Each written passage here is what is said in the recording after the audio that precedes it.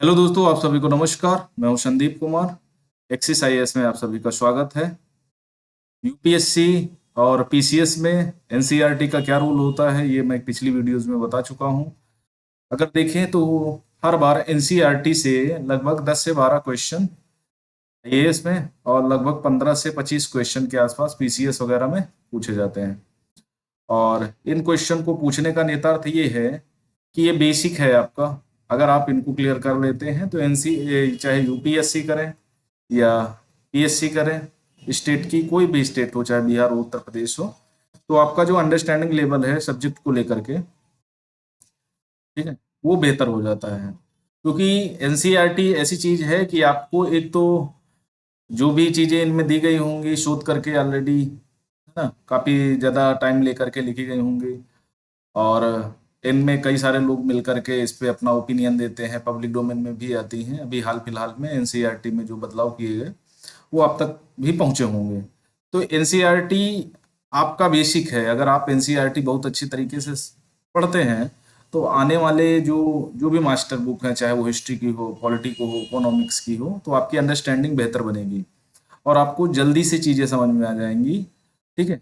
तो वो हम देखेंगे कि आज इकोनॉमिक्स एनसीईआरटी क्लास 9th में, तो देखो देखो पहली जो पहला चैप्टर है वो पालमपुर की कहानी है। पालमपुर की कहानी का मतलब है कि किसान है, ठीक है, और एक लग जो व्यवसाय होता है वो है, तो उन्हीं के संबंध में कहानी दी गई है कि जो बेसिक चीजें होती हैं जैसे भूमि है, ठीक है, श्रम है, पूंजी है, अगर ये चीजें बेहतर तरीके से मिले तो उनका कैसे यूटिलाइजेशन होगा और जीडीपी में ये क्या योगदान देंगी, या हमारे जो नेशनल इनकम है उसमें क्या योगदान देंगी। सेकंड पोजीशन पे है, यानी सेकंड चैप्टर है संसाधन के रूप में लोग। ठीक है। कि जो देखो, हम पैदा होते हैं, अगर हमें अच्छी शिक्षा, ठीक है, स्वास्थ्य, भोजन, ये सारी चीजें दी जाएं, बेहतर भोजन दिया जाए जिससे हमारा स्वास्थ्य बेहतर रहे, बेहतर अगर कोई स्वास्थ्य समस्या होती है वो अगर हमें उपलब्ध कराया जाए और शिक्षा हमें दी जाए, तो हम भी संसाधन के रूप में डेवलप हो सकते हैं। जैसे कोई इंजीनियर बनता है, कोई डॉक्टर है, ठीक है, कोई आईएएस बनता है, कोई वैज्ञानिक बनता है, तो ये संसाधन के रूप में लोग हो जाते हैं। अभी ज्यादा से जनसंख्या क्या है, वो खेती बाड़ी करती है या औद्योगिक सेक्टर में है या सर्विस सेक्टर में है। लेकिन अगर ये जो एग्रीकल्चर श्रमिक हैं, इनमें स्किल्स की, अब स्किल्स का अभाव होता है। अगर ये स्किल्स इनको दे दी जाए तो ये क्या होंगे, ये भी और बेहतर संसाधन निकल करके सामने आएंगे। उसके बाद पॉवर्टी, निर्धनता एक चुनौती किस प्रकार है वो भी हम देखेंगे। निर्धनता के क्या प्रकार होते हैं, जैसे इस बार पीसीएस में भी निर्धनता से संबंध में एक क्वेश्चन पूछा गया था और आईएएस में भी पूछा गया। और भारत में जो फूड सिक्योरिटी, खाद्य सुरक्षा और फूड सिक्योरिटी एक्ट जो है आपका 2013 का, जैसे तुम्हारा अंत्योदय अन्न योजना, राशन कार्ड वगैरह, ठीक है, one nation one ration card, तो ये सारी चीजों को हम देखेंगे। भारत का संविधान उद्देशिका आपको पता ही है। उसके बाद आते हैं पालमपुर की कहानी में। अब देखो पालमपुर की कहानी में क्या है, आपको एक फिगर दिख रहा होगा, ठीक है, एक गांव का दृश्य है, एक बैलगाड़ी है, एक ट्रैक्टर है, बैलगाड़ी पे कुछ सामान लदा हुआ है, एक व्यक्ति उनको खींच रहा है और ट्रैक्टर पे कुछ सामान लगा है। तो अब इसके विषय में देखें, रूट कच्ची ही दिख रही है, बगल में खेती के संबंध में, तो कहानी से समझ में आ जाता है कि एग्रीकल्चर, ठीक है, एग्रीकल्चर बेस्ड होगा ये चैप्टर। तो इस कहानी का उद्देश्य उत्पादन से संबंधित मूलभूत विचारों से परिचय कराना है कि जो हमारा प्रोडक्शन होता है उसके संबंध में हम बात की गई है। हम एक काल्पनिक गांव की कहानी के माध्यम से कर रहे हैं, ठीक है। जो प्रोडक्शन होता है वो कैसे, पालमपुर में खेती मुख्य क्रिया है, जबकि अन्य कई क्रियाएं जैसे लघु स्तरीय विनिर्माण, जैसे मकान बनना, घर बनना, नालियां बनना, छोटी मोटी चीजें हैं, है ना, पुलिया पुल, ठीक है, डेयरी, परिवहन, आज सीमित स्तर पर की जाती है। ठीक है, बहुत बड़ा गांव नहीं है जिस हिसाब से देखा जा रहा है, तो उस हिसाब से छोटा गांव होगा जहां पर ये सारी क्रियाएं की जाती हैं। उत्पादन क्रियाओं के लिए विभिन्न प्रकार के संसाधनों की आवश्यकता होती है। अब देखो, आप जैसे मान लिया आपको गेहूं का उत्पादन करना है, ठीक है, गेहूं का उत्पादन करने के लिए आपको क्या चाहिए, सबसे पहले तो आपके लिए जरूरी है भूमि, ठीक है। उसके बाद अनाज यानी गेहूं जो बोएंगे आप। गेहूं के बाद आपको क्या चाहिए? खेत भूमि को जोतने के लिए, उसको बराबर करने के लिए, उसके लिए कुछ यंत्र चाहिए, एग्रीकल्चर यंत्र जिनको कहते हैं, जिसमें आपको जोतने के लिए है ना, बराबर करने के लिए है। ठीक है। उसके बाद पानी, सिंचाई के लिए कुछ आवश्यकता होगी, खाद। ठीक है। तो उत्पादन में ये प्रयुक्त होने वाली चीजें हैं। उसके बाद श्रमिक। ठीक है, श्रमिक भी लगेंगे, है ना। तो ये सारी चीजें हैं, तो उस पे संसाधनों की आवश्यकता होती है। तथा प्राकृतिक संसाधन, मानव निर्मित वस्तुएं, मानवीय प्रयास और मुद्रा आदि। अब प्राकृतिक संसाधन कौन से होते हैं? जैसे जमीन की बात करें, भूमि की बात करें, तो ये प्राकृतिक संसाधन है। मानव निर्मित वस्तुओं की अगर बात करें, जैसे ट्रैक्टर, हल, ठीक है, कुल्हाड़ी, ये सारी चीजें क्या है? मानव निर्मित हैं। मानव प्रयास, श्रम और मुद्रा, जिनके माध्यम से जैसे चीजों को हम खरीद सकते हैं, जैसे खाद है ना, गेहूं है, अच्छा आपका बीज है, ठीक है, फर्टिलाइजर्स हैं, और जो रोगों से बचाने के लिए जो भी चीजें डाली जाती हैं, उसके बाद ट्रैक्टर वगैरह हैं। तो ये सारी चीजें, ठीक है। पालमपुर की कहानी से विदित होता है गांव में इच्छित वस्तुओं सेवाओं को उत्पादन करने के लिए विभिन्न संसाधनों को किस प्रकार समायोजित होते हैं। ठीक है, इतना बता दिया गया। पालमपुर के आसपास गांवों कस्बों में भली बात जुड़ा हुआ है। एक बड़ा गांव रायगंज पालमपुर से 3 किलोमीटर दूरी पर है। ठीक है, और यह रायगंज के आगे निकटतम छोटे कस्बों शाहपुर से जोड़ती है। इस सड़क पर गुड़ और अन्य वस्तुओं से लदी हुई बैलगाड़ी, भैंसा बग्घी आदि, यानी मोटरसाइकिल, ये सारी चीजें जाती हैं। ठीक है। विभिन्न जातियों में 450 परिवार रहते हैं। 80 परिवार ऐसे हैं जिनके पास बहुत ज्यादा जमीनें हैं। उसे मकान बहुत छोटे, कुछ बड़े हैं, कुछ छोटे होंगे। सीधी सी बात है, जैसे गांव में होता है। 1/3 जनसंख्या ऐसी है जो क्या करती है? छोटे छोटे घरों में रहती है, मिट्टी फूस के बने हुए हैं। ठीक है। नलकूप बिजली से ही चलते हैं। इसका उपयोग विभिन्न प्रकार के छोटे कार्यों के लिए भी किया जाता है। 2 प्राथमिक विद्यालय, हाई स्कूल है। गांव में राजकीय स्वास्थ्य केंद्र भी है और निजी औषधालय, जहां रोगियों का उपचार होता है। ठीक है, इतनी चीजें हैं। काल्पनिक गांव पालमपुर की कहानी में हमें किसी उत्पादन गतिविधियों के बारे में बताएंगे। जैसे एक तो कृषि कृषि क्रियाएं होंगी, दूसरी गैर कृषि क्रियाएं क्या होती हैं। गैर कृषि क्रियाओं में, ठीक है, लघु निर्माण, परिवहन, दुकानदारी, ये क्या है? गैर कृषि क्रियाएं। अगर आप मेडिकल को रखोगे तो वो भी, है ना, सर्विस सेक्टर में आ जाएगा।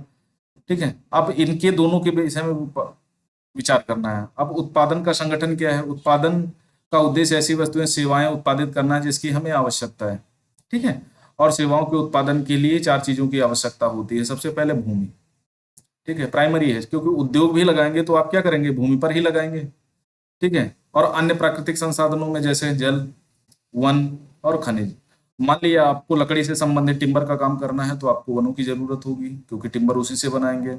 ठीक है। और जल भी प्राइमरी, चाहे जैसा उद्योग लगाएंगे, जल तो प्राइमरी है। अगर खनिज से रिलेटेड कोई उद्योग लगाते हैं तो खनिज की आवश्यकता होती है। दूसरी आवश्यकता है श्रम। ठीक है। इसीलिए जो भारी इंडस्ट्रीज होती हैं वो ऐसी जगह पर संगठित होती हैं जहां पर श्रम बहुत आराम से उनको मिल जाए। ठीक है। अब 2 चीजें होंगी, सबसे पहले भूमि,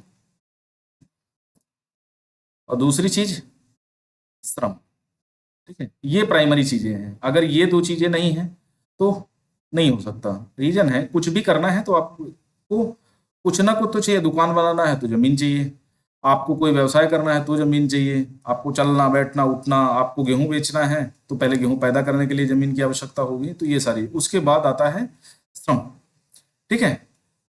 कुछ उत्पादन क्रियाओं में जरूरी कार्यों को करने के लिए बहुत ज्यादा पढ़े लिखे कर्मियों की जरूरत होती है, सभी को पता है। जैसे आप मान लिया कोई कॉटन की मिल है, उसमें काम करना है। ठीक है। या किसी अन्य चीजों की है जहाँ छोटे छोटे प्रोडक्ट बनते हैं, मोबाइल का शॉप है, तो यहाँ पर पढ़े लिखों की जरूरत होती है। दूसरे क्रियाओं के लिए शारीरिक कार्य करने वाले श्रमिकों की, जैसे जमीन में काम करना है, मान लिया गेहूं का उत्पादन करना है या फिर भाड़ा ढोना है, तो इसके लिए क्या होगा? आपको ऐसे मजबूत लेबर्स की जरूरत होगी जो मेहनत करके काम कर सकें। प्रत्येक श्रमिक उत्पादन के लिए आवश्यक श्रम प्रदान करता है। तीसरी आवश्यकता है भौतिक पूंजी। ठीक है। भौतिक पूंजी में एक होती है कार्यशील, एक होती है स्थायी। ठीक है। अब कौन कौन सी मदे इसमें आएंगी? जैसे औजार, मशीन, भवन। ठीक है। औजार से लेकर किसान के हल से लेकर परिष्कृत मशीनें, जनरेटर, टरबाइन, कंप्यूटर आदि औजारों और भवनों के उत्पादन में कई वर्षों तक प्रयोग होते हैं। इन्हें स्थायी पूंजी कहते हैं। उसके बाद आता है नगद या कच्चा माल। जैसे मान लिया आपको शर्ट बनाना है, तो शर्ट के लिए आपको कपास की आवश्यकता होगी, ठीक है। आटा बनाना है, ठीक है, और उसको बेचना है तो आपको उसके लिए गेहूं की आवश्यकता होगी, ठीक है। तो कच्चा माल यही है इसके लिए। नगद मुद्रा, भाई उत्पादन करोगे तो मुद्रा का कहीं ना कहीं आपको अपने लेबर का पेमेंट देनी है या कुछ भी देना है, तो उसके लिए मुद्रा की आवश्यकता होगी। उत्पादन में कई प्रकार के कच्चे माल की आवश्यकता होती है, जैसे बुनकर द्वारा प्रयोग किया जाने वाला सूत, कुम्हारों द्वारा प्रयोग की जाने वाली मिट्टी, उत्पादन के दौरान भुगतान करने के लिए जरूरी माल खरीदने के लिए। देखो, अब शर्ट बनाने वाला जरूरी थोड़ा कपास का उत्पादन करता होगा, अगर नहीं करता होगा तो क्या करेगा, वो कहीं से खरीदेगा। वो खरीदने के लिए उसे क्या चाहिए, आपको मुद्रा चाहिए, ठीक है। तो ये कार्यशील पूंजी होती है, ठीक है, समझ में आ गया। कार्यशील पूंजी एक सीमित समय के लिए होती है, एक बार दे दिया उसके बाद वो समाप्त हो गई, आपको अन्य दूसरी जरूरत पड़ेगी, ठीक है। लेकिन स्थायी पूंजी में आपने एक बार जनरेटर खरीद लिया तो आपको 8-10 साल के लिए कोई दिक्कत नहीं, आप उसी से काम करते रहेंगे।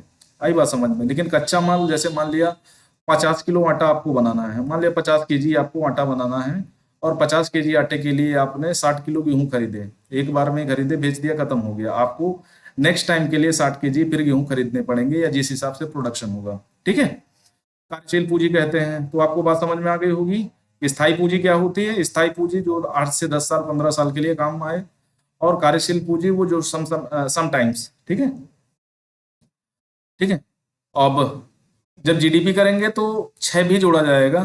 चौथी आवश्यकता होती है मानव पूंजी, ह्यूमन कैपिटल, ठीक है। और ये 2 प्रकार की होती है, जैसे स्वयं उपभोग हेतु, बाजार बिक्री हेतु उत्पादन करने के लिए भूमि, श्रम, भौतिक पूंजी के साथ साथ एक साथ करने योग्य ज्ञान और उद्यम की आवश्यकता होती है, ठीक है। एंटरप्रेन्योरशिप होनी चाहिए। अब इसके लिए क्या कहेंगे, उत्पादन के कारक आपको समझ में आ गए होंगे। सबसे पहला कारक कौन सा है, भूमि। दूसरा श्रम। तीसरा पूंजी, ठीक है, भौतिक पूंजी कह सकते हो। और भौतिक पूंजी कितने प्रकार की होती है, 2 प्रकार की, एक होती है स्थायी, एक होती है कार्यशील। तीसरी है ह्यूमन कैपिटल, मानव पूंजी। अब मानव पूंजी में देखो, अब आपको जैसे मान लिया कोई अच्छा काम करना है, मान लिया शर्ट बनाना है, तो आपको इंजीनियर भी चाहिए, और आपको छोटा काम करने के लिए अन्य लोग भी चाहिए, ठीक है। तो उसके लिए क्या करेंगे, उसके लिए 2 तरह के लेबर को आपको हायर करना पड़ेगा, मैनेजर को हायर करना पड़ेगा, तरह तरह के। तो वो पढ़े लिखे नहीं होंगे, स्वस्थ नहीं होंगे, तो कैसे ना काम चलेगा। मान लिया किसी देश के पास, मान लिया 100 लोगों में से 60 लोग बीमार हैं और 40 लोग स्वस्थ हैं, तो 40 लोगों से काम थोड़ी चलेगा। आपको 100 के 100 स्वस्थ चाहिए। इसीलिए ह्यूमन डेवलपमेंट के लिए सबसे पहले प्राइमरी आवश्यकता अच्छा भोजन, स्वास्थ्य और शिक्षा। अगर ये 4 चीजें देंगे तो मानव पूंजी का बेहतर निर्माण होगा। अभी हम अगले चैप्टर में पढ़ेंगे। पालमपुर खेत में खेती उत्पादन की प्रमुख क्रिया है, और वहाँ 75% लोग अपनी जीविका के लिए खेती पर निर्भर हैं। वे किसान हैं या तो श्रमिक हो सकते हैं, इन लोगों के खेतों के उत्पादन से जुड़ा हुआ है। अब देखो, खेतों में काम करने के लिए एक तो वो होगा जो किसान होगा। अब वो चाहे अपनी खेती पे हल जोत रहा हो, या बटाई पे लेकर के, या किसी अन्य तरीके से काम कर रहा हो, ठीक है। और दूसरा काम होगा जो दैनिक स्तर पर रोजगार होगा, है ना। मान लिया गेहूं की बुआई करनी है, या धान की कटाई करनी है, या अन्य चीजों की, गन्ना है तो पेराई करनी है, गुड़ बनाना है, तो इसके लिए उसे क्या कर चाहिए, श्रमिक चाहिए, कृषि श्रमिक उनको कहते हैं। तो एक किसान होगा, दूसरे कृषि श्रमिक होंगे। याद रखिए, कृषि उत्पादन में मूलभूत कठिनाई है खेती के प्रयोग क्षेत्र वस्तुतः स्थिर होता है, ठीक है, घटता बढ़ता नहीं है। 1960 में, अब देखो एक रेशियो दिया गया है, रेशियो आपको बहुत ज्यादा नहीं रखने, कोई विस्तार नहीं हुआ। गांव के कुछ बंजर भूमि को कृषि योग्य में बदल दिया गया था, नई भूमि को खेती योग्य बनाकर कृषि उत्पादन को और बढ़ाने की गुंजाइश नहीं है, जितना होना था वो हो गया, ठीक है। अब क्या कर सकते हैं कि जो सीड्स हैं, यानी बीजों को अगर हाइब्रिड कर दिया जाए तो उत्पादन बढ़ सकता है, अन्यथा उत्पादन की कोई चांसेस नहीं है। भूमि को मापने के लिए हेक्टेयर, मानक इकाई हेक्टेयर है, यद्यप गांवों की माप बीघा, गुंठा आदि क्षेत्रीय इकाइयों में भी किया जाता है। एक हेक्टेयर में 100 मीटर की भुजा वाले वर्ग के क्षेत्रफल, यानी 100 वर्ग किलोमीटर, 100 वर्ग मीटर होता है, ठीक है। अब भूमि की पैदावार का तरीका, तो ये सारी चीजें देखो, आपको 2 चीजें और याद रखनी है, खरीफ और रबी। खरीफ की कभी कभी क्वेश्चन पूछ लिए जाते हैं, ठीक है, कोई बेकार भूमि नहीं छोड़ी जाती। बरसात के मौसम में ज्वार बाजरा, ठीक है, धान, जैसे ये सीजन खरीफ का चल रहा है। रबी के सीजन में वो जब अक्टूबर नवंबर में बुआई होती है गेहूं, ठीक है, मुख्य रूप से। ठीक है, तो खरीफ और रबी और जायद की फसलें कौन कौन सी होती हैं? जैसे यहाँ गन्ना दिया गया है, गेहूं दिया गया है, बाजरा दिया गया है, गन्ना दिया गया है, आलू। तो कौन किसकी फसल है ये भी आपको पता होना चाहिए। सॉरी। पालक एक वर्ष में 3 फसल, अलग अलग फसलें पैदा कर सकते हैं। ठीक है, कौन कौन सी? रबी, खरीफ और जायद। जायद में जैसे खीरा, ककड़ी, है ना, जानवरों के लिए चारा, ये सारी चीजें, अगर पानी की सुविधा है तो और भी सारी चीजें हो सकती हैं। ठीक है, अब उसके बाद कुछ आंकड़े दिए गए हैं। जैसे पिछले वर्षों में जुताई क्षेत्र 150, 1950 में 120 मिलियन हेक्टेयर था, 60 में 130 हुआ, 70 में 140, फिर धीरे उतना ही रहा 2008 तक, है ना। चूंकि इसका तो संकलन 2005 में हुआ है तो बहुत ज्यादा आंकड़ा 2010 के बाद का नहीं है। ठीक है, उसको मैं अपडेट बाद में कर दूंगा। अब फिर हरित क्रांति हुई, उत्पादन को बढ़ाने के लिए हरित क्रांति हुई। देखो हमारे पास गेहूं कम पैदा होता था, हम अन्य चीजें पैदा करते थे, लेकिन गेहूं यानी खाने की हमारे पास शॉर्टेज थी हमेशा से। और हमने क्या किया 1960 के दशक में, जब अ, अमेरिका में, ब्राजील में जब हरित क्रांति हुई, तो यहाँ भी, वहाँ नॉर्मन बोरलाग ने की, यहाँ पर एम एस स्वामीनाथन ने, उन्हीं की सहायता से भारत में हरित क्रांति की 1960 के दशक में, और उत्पादन को धीरे धीरे बढ़ाया। ठीक है, किसानों को अधिक उपज वाले बीजों के द्वारा गेहूं चावल की खेती के तरीके सिखाया गया। परंपरागत बीजों की तुलना में HYV बीजों से एक ही पौधे में ज्यादा अंकुरण होता है। ठीक है, अब यहाँ फसल का नाम, किस माह में बोई जाती है, किस माह में काटी जाती है, बच्चों का काम है, ये कर सकते हैं आप। तो ये सारी चीजें हैं, आपको दी गई हैं। ठीक है, हरित क्रांति के बारे में। ठीक है, रासायनिकरण, रासायनिक उर्वरक फर्टिलाइजरों का ज्यादा प्रयोग किया गया। अब देखो 1960 में जब हरित क्रांति हुई तो 3 चीजें बदली हैं। एक तो पानी, यानी सिंचाई की व्यवस्था ठीक कराई गई। दूसरी, उर्वरक का प्रयोग ज्यादा होने लगा। तीसरी, बेहतर बीज। ठीक है, ये 3 चीजें हुई, लेकिन इसका जो उद्देश्य था, ठीक है, वो तो कहीं जो हमारे पास कमी थी, वो कमी तो पूरी हो गई। अब हम इंपोर्ट भी करने लगे, सॉरी एक्सपोर्ट भी करने लगे। लेकिन ये जो एरिया था जहां पर हरित क्रांति सबको बराबर मौका मिलना चाहा, वहां तो जो बहुत बड़े भूमिपत थे उनको तो बेहतर बेनिफिट मिला, लेकिन जो छोटे भूमिपत थे उनको उनका लाभ नहीं मिला। जैसे यहाँ देखें, कृषक गोविंद के पास करीब 2.25 हेक्टेयर से अधिकतर असिंचित भूमि थी। गोविंद ने अपने 3 पुत्रों की मदद से खेती करता था। ठीक है, आराम से नहीं रह रहे थे, यद्यपि बहुत आराम से नहीं रह रहे थे, लेकिन परिवार में एक भैंस होने से कुछ अतिरिक्त आया। ठीक है, साइड में आय का और चारण होता है, वो एग्रीकल्चर के अंतर्गत आता है, जैसे मुर्गी पालन, कुक्कुट, ठीक है, भैंस, दूध, डेयरी, ये सारी चीजें उसी के अंतर्गत आ जाती हैं। ठीक है, अब अन्य रोजगार के लिए भी जाएंगे, तो ये सारी चीजें आपको दी गई हैं। ठीक है, फिर ये देखो कैसे लोग काम कर रहे हैं। ठीक है, गेहूं की फसल कटाई, बीज बोना, कीटनाशकों का छिड़काव तथा आधुनिक एवं परंपरागत विधियों से फसलों की जुताई। देखो ट्रैक्टर के माध्यम से यहाँ क्या कर रहा है, कटाई हो रही है, यहाँ जुताई हो रही है, यहाँ पर बीज का छिड़काव, यहाँ पर अन्य चीजें। ठीक है, श्रम की व्यवस्था कौन करेगा, क्वेश्चन पूछा गया। अब यहाँ पर एक छोटा सा आरेख देख सकते हैं। जैसे एग्रीकल्चर सेक्टर कितना है, 64%, छोटे कृषक 2 हेक्टेयर से कम वाले, और 36% बड़े हैं। कृषकों की संख्या 20% घट करके कितनी हो गई, एक टाइम पर कृषकों का वितरण चेंज हुआ। श्रम की व्यवस्था कौन करेगा? ठीक है, भूमि के पश्चात श्रम दूसरा आवश्यक कारक है, बहुत ज्यादा परिश्रम की आवश्यकता होती है। छोटे किसान अपने परिवारों के साथ अपने, ठीक है, तो ये सारी चीजें दी गई हैं, ये आप पढ़ सकते हैं।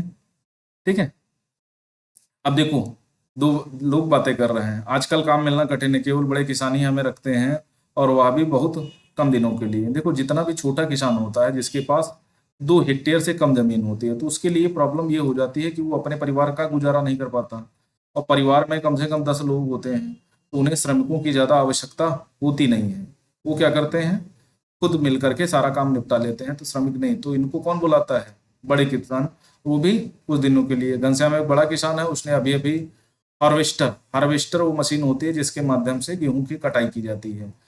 इस वर्ष कटाई के मौसम में हमें और भी काम मिलेगा। पिछले वर्ष मैंने पूरे 5 माह से भी कम समय काम किया था। देखो, अब एग्रीकल्चर में जब भी काम होगा ना, जैसे रबी का फसल आया तो बुआई और कटाई के समय ज्यादातर लोगों की जरूरत होती है। खरीफ का फसल बोने का नंबर आया तो जब जुताई होगी, ये जब कटाई और बुआई होगी तभी इसको काम मिलेगा। बाकी ज्यादातर क्या होते हैं, श्रमिक खाली ही रहते हैं, उनको काम नहीं मिलता। हमारे पास जुताई के लिए ट्रैक्टर, कटाई के लिए हार्वेस्टर तथा गहाई थ्रेशर है, यानी गेहूं के काटने के लिए। यहाँ तक कि खरपतवार साफ करने के लिए कुछ किसान खरपतवार नाशकों को छिड़कते हैं। मुझे ने स्थानीय साहूकार 2,000 रुपये देने हैं। मैंने पिछली गरीबी में 1,000 रुपये लिए थे। जब खेतों में काम नहीं था, मैं उसे कैसे चुकता कर पाऊंगा? मैं 2 वक्त के भोजन के लिए भी कठिनाई से कमाता हूँ। ठीक है, इसको अब बता रही है कि इस वर्ष मुझे रायगंज के ईंट भट्टों में भी काम करना पड़ेगा, जो भी छोटे मोटे हैं। मेरी स्थिति से भी ज्यादा अच्छी नहीं है। पिछले कर्ज के कारण साहूकार मुझे ऋण देने से मना कर रहा है। जो ये असंगठित क्षेत्र है, ठीक है, ये असंगठित क्षेत्रों से, जैसे बनिया, ठीक है, महाजन, साहूकार, इन लोगों से क्या करते थे? गांव के किसान हों, छोटे मंझोले किसान, या गांव के सीमांत कृषक कृषक हों जो एग्रीकल्चर लैंड पे काम करने वाले हों, ये सब क्या करते थे? इनसे कर्जा लेते थे। अब देखो, मुझे स्थानीय साहूकार को 2,000 रुपये देने हैं। मैंने पिछली गर्मी में 1,000 रुपये लिए थे। अब 1,000 क्या हो गया? 1,000 इंटरेस्ट हो गया। देखो कितनी तेजी से इंटरेस्ट बढ़ता है ना। अब यहाँ पर सारी चीजें दी गई हैं, वो आप देख सकते हैं। ठीक है, तो ये है हमारा गैर कृषक क्रियाओं में डेयरी। डेयरी प्रचलित है, डेयरी आप सभी लोग को पता होगा, है ना। लघु स्तरीय विनिर्माण, 50 से कम लोग जहाँ पर काम कर रहे हैं। मिस्री लाल की कहानी, करीम की कहानी, तो ये सारी चीजें मिलकर के क्या है। अब इसमें जो आपको बेसिक आइडिया है, ठीक है, पालमपुर की कहानी से।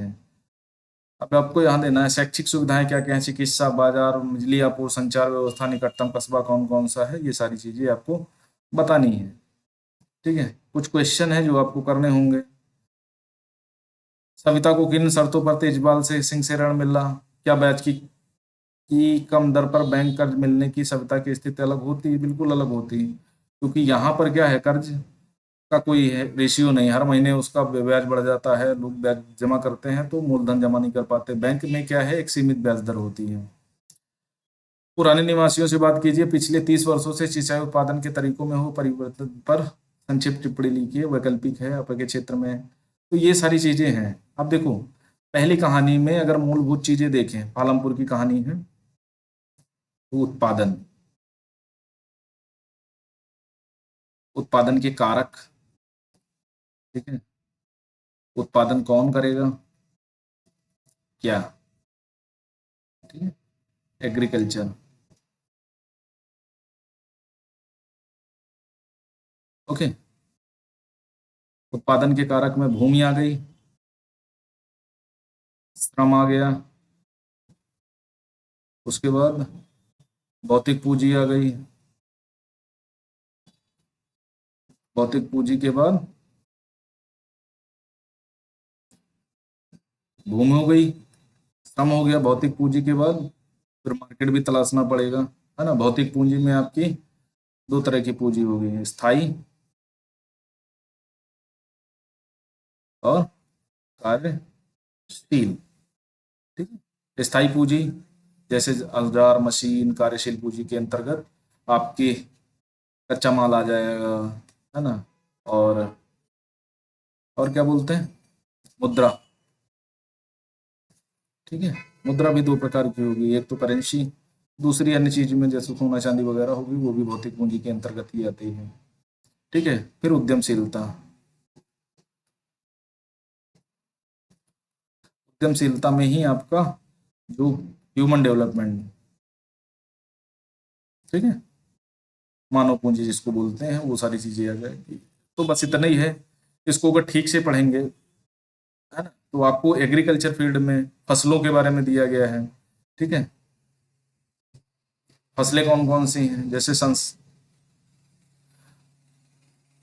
जायद, जायद वो है जो कट चुकी हैं। रबी, अभी बोई जाएंगी। खरीफ, खरीफ की अभी बोई जाएंगी। रबी गेहूं का, गेहूं बोलते हैं वो, 9 अक्टूबर नवंबर में। ये सारी चीजें हैं। तो इस चैप्टर में आपको इतना ही करना है, आपको इस चैप्टर को ठीक से पढ़ना है। ठीक है। एक ओवरव्यू लेना है, अंडरस्टैंडिंग लेना है। ठीक है। किसने का क्या लिखा, किस प्रकार के क्वेश्चन है ना, कितना हम कर सकते हैं, किसी गांव में चिकित्सा की स्थिति क्या होगी, ये अन्य चीजें आपको वहां पर डेवलप करना है। ठीक है। तो ये सारी चीजें करने के बाद आपको पता चलेगा, जो एग्रीकल्चर में एक होता है ना कि आप निर्वाह, जीवन निर्वाह कर रहे हैं, दूसरा होता है कि आप जीवन निर्वाह के अलावा भी अधिशेष का उत्पादन कर रहे हैं। अधिशेष का उत्पादन का कैसे यूटिलाइजेशन करते हैं, ठीक है, अन्य चीजों का कैसे काम करते हैं, तो वो सारी चीजें आपको यहाँ देखने को मिलेंगी। तो ये है पालमपुर की कहानी, गांव की कहानी। जनरली क्या है, छोटा गांव है, सुविधाएं कम हैं, 300-400 परिवार रहते हैं। ठीक है। काल्पनिक गांव ले लिया है ना, आप अपना गांव ले सकते हैं, अन्य चीजें कर सकते हैं। तो आज के लिए इतना ही। ठीक है। पहले चैप्टर को आप ठीक से पढ़ेंगे, जो भी प्रॉब्लम्स हो वो शेयर कर सकते हैं। ठीक है। ये 9th क्लास की एनसीईआरटी है। ठीक है, ओल्ड एनसीईआरटी। ठीक है, किसकी है, इकोनॉमिक्स। इसको देख लेना आप। जहां भी दिक्कत हो आप मैसेज या कमेंट के माध्यम से आप बात कर सकते हैं। आज के लिए इतना ही। Thank you very much.